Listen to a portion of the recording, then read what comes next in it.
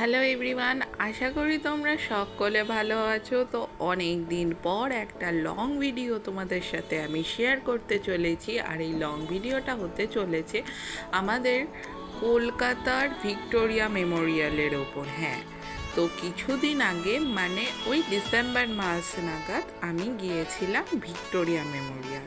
তো এতদিন তোমাদের সাথে শেয়ার করা হয়নি, তবে এখন শেয়ার করছি। আশা করি তোমাদের ভালো লাগবে।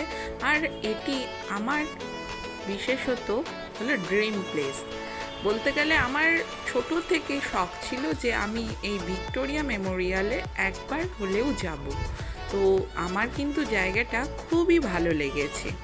আশা করি তোমরা অনেকেই গিয়েছো, তোমাদেরও খুব ভালো লাগে বা লেগেছে। তো তোমাদের কেমন লাগলো আমাকে কিন্তু কমেন্টসে জানাতে ভুলো না। আর এরপর থেকে কিন্তু আরও ভিডিওস আসতে চলেছে, তোমরা কিন্তু আমার ইউটিউব চ্যানেলটাকে ফলো করো। তো চলো ভিক্টোরিয়া মেমোরিয়ালটা দেখিনি। আশপাশে এই বাগান, এই যে ঝিল রয়েছে, তো এটাও খুব বেশ ভালো লাগছিল। তারপরে ভিতরে অনেক দেখার মতন জিনিস রয়েছে।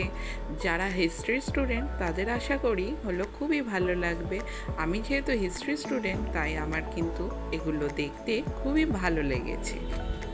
তো এখানে কিন্তু তোমরা বসে থাকতে পারবে, নিজেদের টাইম স্পেন্ড করতে পারবে এই ঝিলের ধারে। তো সব মিলিয়ে আমার জায়গাটা কিন্তু খুবই ভালো লেগেছে। আর বেশি কথা বলছি না, তোমরা কিন্তু পুরোটা দেখে নাও।